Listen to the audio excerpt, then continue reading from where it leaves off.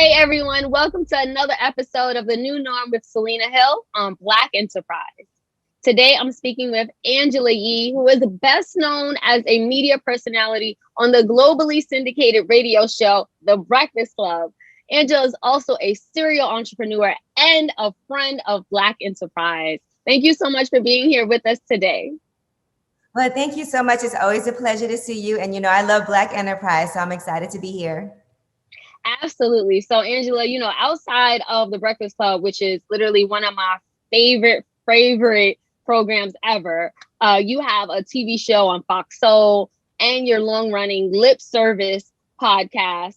And then on top of that, you own a juice bar in Brooklyn, a nationally distributed healthy drink company, and a nonprofit literacy and wellness program. With all of that going on, what made you decide to launch a specialty coffee brand just last year called Coffee Uplifts People, aka Cup? Well, we actually launched that brand during the pandemic, and it was interesting because it was a difficult time to predict what could potentially happen. But I had my company Drink Fresh Juice, which we had originally launched a couple of years ago and then came back and relaunched. And I was actually meeting with the owner of Brooklyn Roasting Company about being able to store our pressed juices in their refrigeration, right? Because they were having some issues with having to close down some of their locations, their brick and mortar locations. And so the whole topic of working together and having my own coffee company started just from that meeting at Brooklyn Roasting that was really about my pressed juices and storage of the juices in the Brooklyn Navy Yard. And so after that, I was like, you know what, that would be an amazing idea. And I started doing research on, who owns these coffee companies, the different types of coffee, where obviously coffee beans come from all these different places: Ethiopia, Peru, Colombia, Mexico, Guyana, Jamaica, so many different places. And I do feel like it's something that is really ours, but we don't get to partake in the fruits of that labor as much. And then I started researching just all the different issues as far as coffee, and then how they came up with fair trade, all these different things. And I was like, you know what, I do want to be part of this business, but I also want to be a positive part of it. I like how you said that, because coffee beans do originate in a lot of countries that are predominantly Black and brown, but we haven't really necessarily profited off of it. I know for, Cup, your coffee company, you guys partner with only Black owned businesses. Is that true? So what we did was, during the pandemic with Brooklyn Roasting, we came up with some initiatives that we wanted to do. We did these things called Pop Uplift. And so in one of the locations on Flushing Avenue in Brooklyn, which is right across the street from where they film Power and the Steiner Studios, we actually every Tuesday, we're having people come in that had Black owned businesses and doing pop-ups so they could just promote their businesses. And, I would promote it on my social media pages. And we did Flatfish Granola. We did, we did the bakery on Bergen. We did a whole bunch of different companies that were really amazing, and they got a lot of exposure. And so we want to continue to do things like that, because they got to keep all of their proceeds from being in the location. And it also exposed them to like some new clientele. And so that was one thing we did. But now we're building a brick and mortar location in Bed-Stuy on Bedford and Gates. And we're using all Black owned businesses in the process of building that space out. So our architect, our designer, everybody is Black who's working on that. So we're excited about that too. Now, is it hard to find Black owned businesses to partner or collaborate with? I remember when Killer Mike, he did that challenge where he only wanted to buy Black, and he found it really challenging. Was it like that for you guys? No, I think you just have to be intentional. Like, as far as like, we had a place called Island Pops, and they do all these different like ice creams and popsicles that are like guava and sorrel and all these different flavors that you normally don't see. We have so many Black owned businesses, and some of them are smaller. And so you just have to really like be intentional about seeking those businesses out. But as far as even finding an interior designer and somebody to help us with building out the space, it was really hard to even make a decision, because we had some really great ones that we found. And so I do feel like maybe New York is an easier, I don't know if it's easier to do that in New York, but I do feel like the hardest part was really trying to whittle it down because there were so many good options that we had. That's good. So if you look hard enough, you will definitely find.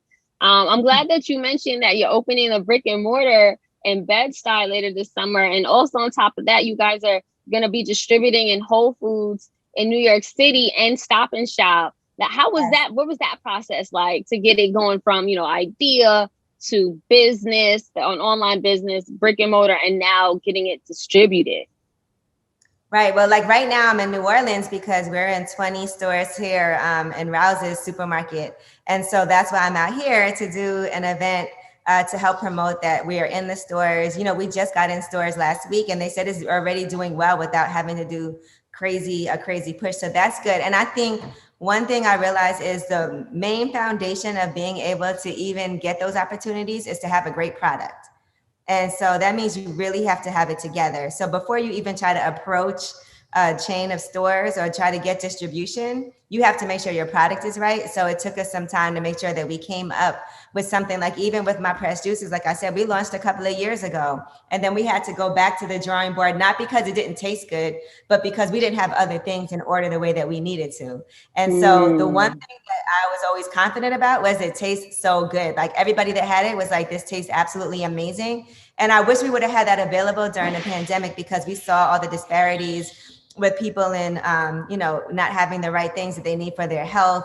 And so I feel like even for myself, the reason why I barely ever get sick is because I'm always juicing and I'm always being really conscious about what I put in my body. I haven't had red meat in like 28 years. I don't eat pork at all. I don't eat seafood. So there's a lot of things that I don't eat. And I do feel like a lot of people don't realize a lot of their issues are related to what they eat, whether it could be like your temper, fatigue, exhaustion, fibroids, so many different things can be related to your diet. And so I've been really fortunate that not even consciously at first, but I've always had a really picky eating habit. And I think that really has helped me a lot.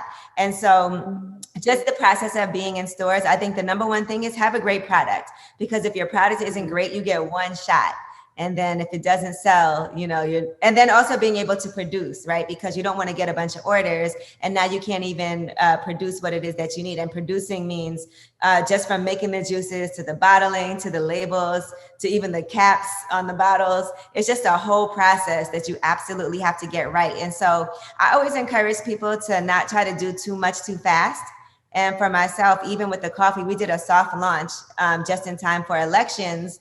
And so it was just talking about voter suppression, voter registration, voter awareness. And so we did a little soft launch just to kind of put it out there, test it, see what we needed to rework.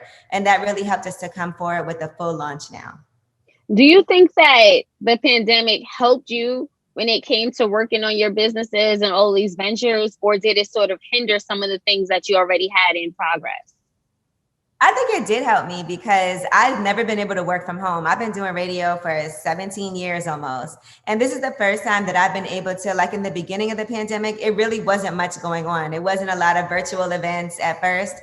And so I was really able to like sit down and think about things that I really want to do with my life. Also, I mean, we had the juice bar and Juices for Life was open throughout the whole pandemic. So that was still going. So that was something else that I had to also focus on at the same time. But I've never really had time to even think. And sometimes just having that time to think. And I was walking around my neighborhood. That's something I never used to do. Every time I was running somewhere, I was getting in the car and driving off.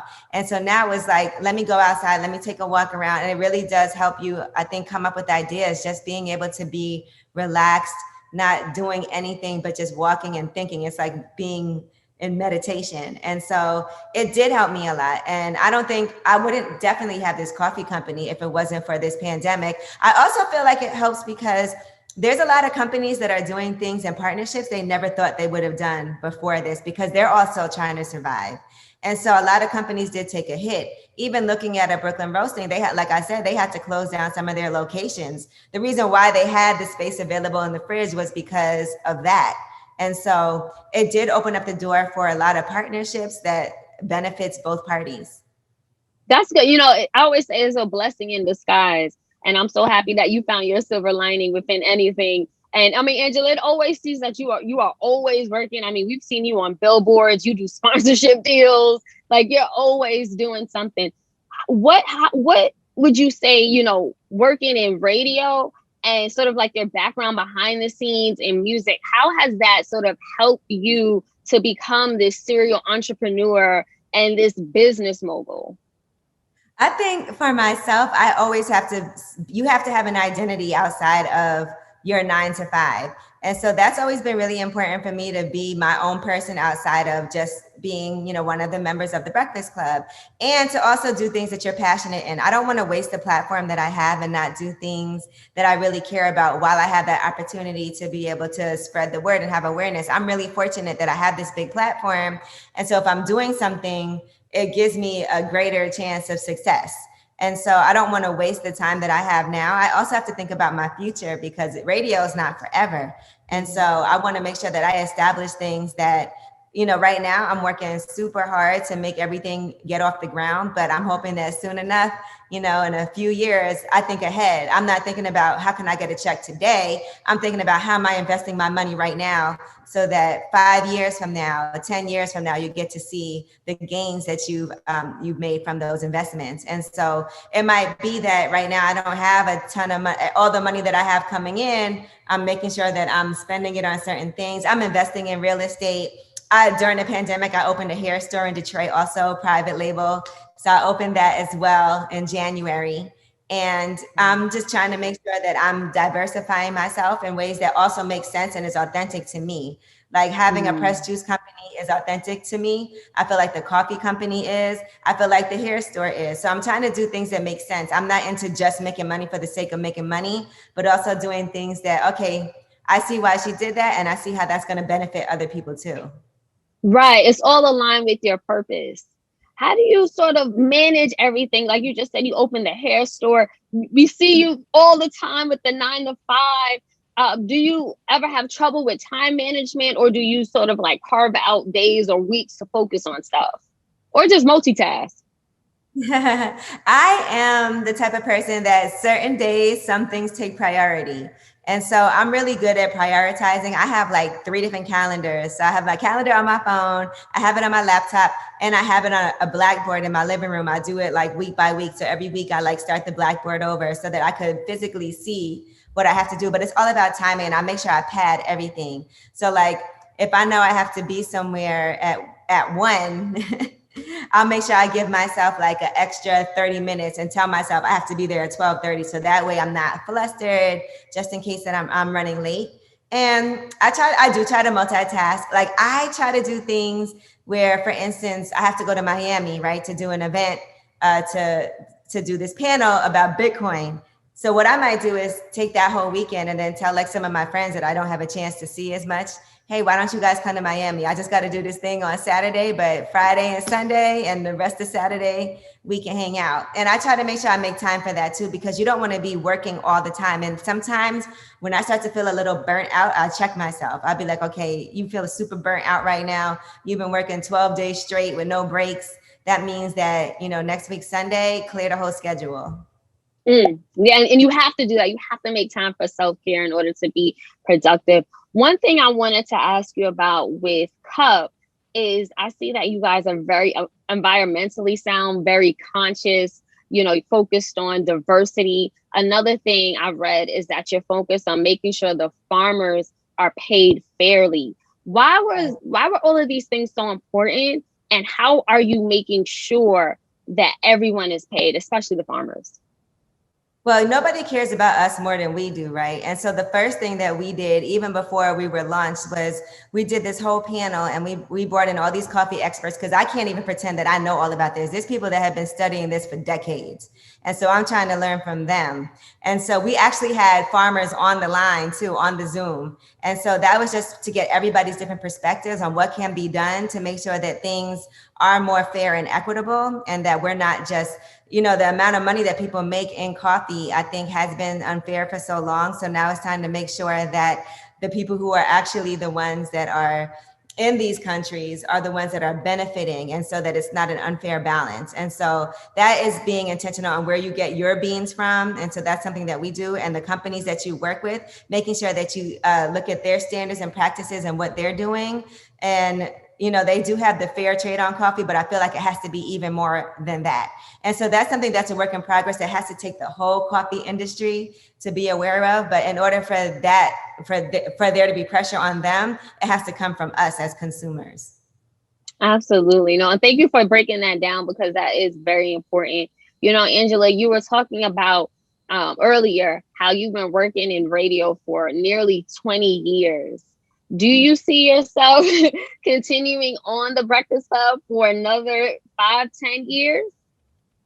Who knows? I just feel like everything is so up in the air. Like, I have a lot of great things happening. And so I think if the situation is right, I feel like, what we've learned from this pandemic too, is that you can do like hybrid things where you can work from home. Sometimes we've been able to work from on the road. And so if I'm able to do things that I need to do for myself while still continuing, because more than anything, I love my job because I love the people who listen to the show. And so it feels like a family thing. So it's really sad when you don't get to, people come up to me and they feel like they know me because they listen to the show. Mm-hmm. We can have conversations. They know what's going on in your life. They can ask me for advice. And so I love that. And so that's something that I feel like I would never not want to have. But radio, I think, is really fun and exciting. People always say, oh, radio is going to be dead soon and da da da da. But, they've been saying that forever now. Oh yeah, no, you guys have evolved. Started off radio, went globally syndicated on Revolt. We have the YouTube channel. So it started with one platform, but I think because you guys have progressed so much, you're reaching new audiences and growing.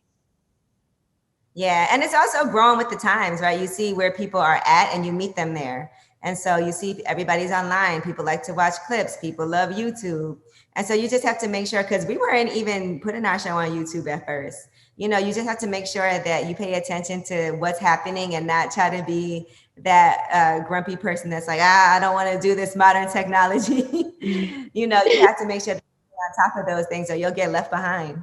Yeah. One of the things I love is that you guys definitely are on YouTube. So it's on demand.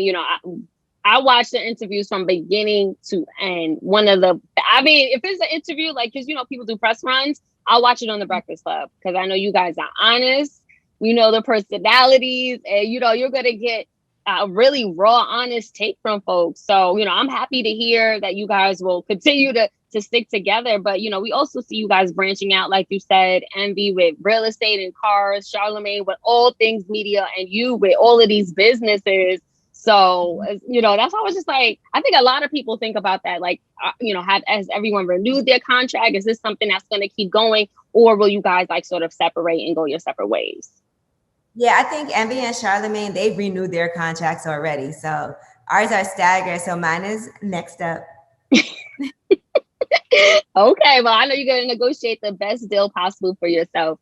And, speaking of the Breakfast Club, it is something else that I think a lot of us think about was, if one of you guys were to leave, do you think it will continue to thrive?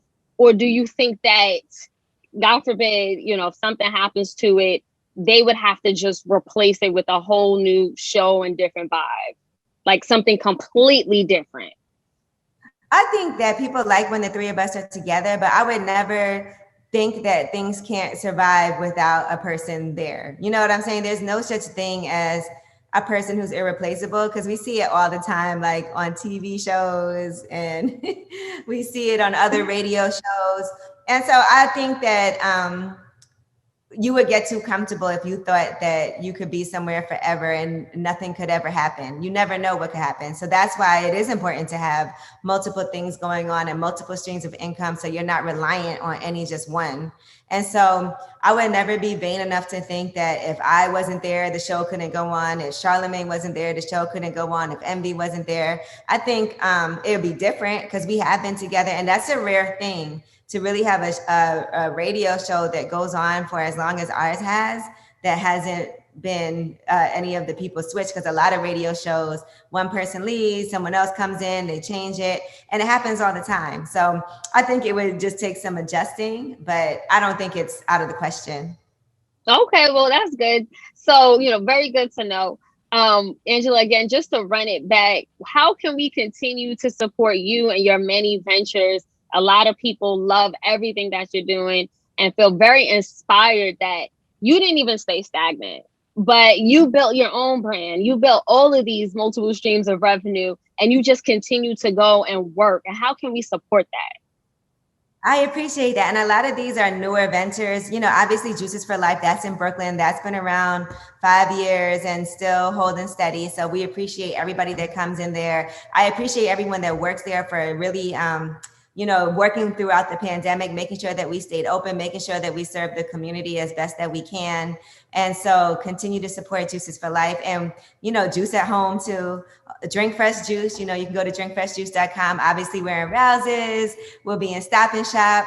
And we're in other supermarkets too throughout the United States, but in New York in particular. Also, Coffee Uplifts people will be opening that shop in August. So definitely by the end of August, hopefully by the middle of August. So definitely come by. It's going to be amazing. It's going to look like artwork. I'm excited about that. And Private Label in Detroit, that's on 8 Mile and DeQuinder. And, we do a wholesale day every couple of months. That's a huge deal for us because you can get those bundles, you can get your wigs, you can get lashes, all kinds of things at wholesale prices. But, the main thing for me is being able to not just start these businesses, but every single one of these businesses has a give back component. And I'm always really intentional about that. And so with Cup, 11.2% of our proceeds go to help the community. And so that's where we're starting with that. And we're also setting it up to be a franchise. And so what we want to do is make it really affordable for people to be able to open their own Cup coffee shops. And so that's the next thing. We're doing this whole educational training on being able to franchise. And so we're starting those classes soon. So we're just trying to roll these things out as they come. And investing, that's another thing that I feel like is really important. I've been working with this app called Public, and it's all about teaching people how to invest. Have you heard of it? I haven't. Oh yeah, so it's great. I love it. It's like really simple for people to be able to do it, but it has like an in-feed kind of a Twitter so that people talk about their different investments. They link you to different articles. There's experts on there. There's novices on there. It makes it really easy to invest. I started using it. And so now I'm working with them too because I really like it. Amazing, amazing. I definitely have to come by when you open up Cup in Brooklyn. I definitely want to try it out. I need to get some juices too. So everything you're doing. You could try it. We did a whole detox. That's really been great too. So we worked with the detox now to do a detox with the juices. So we did a juice detox that's really amazing. I have a few of my friends doing it with me right now. So. Oh, and you don't eat anything? You have the juices. It's for a week. And so It's a plan with coconut water, the juices, they give you the minerals and the supplements that you need. And so it's a week-long fast. But I did one before with the detox now that was 2 weeks with no juices or anything, just water and coconut water. Girl, 2 weeks of just what? That sounds, I would have to build up to that. I want to get there though. I'm not there yet. With the juices is nothing to me. I'm like, this is simple. I gotta get there, but I love a good healthy juice. I actually make my own, so I'm excited to try your juices for sure. And sometimes your body needs a break from breaking down all that food and things that you put into it. It's kind of like giving it a rest and letting it heal itself. Right, restore. Right, I'm all for it. I'm all for it. But thank you so much, Angela. We always support you. We always love talking to you, and continue to shine and do your thing. Thank you. And you look so good. It's always good to see you. I can't wait to see you. Yes. We will definitely see each other in person soon. Take care.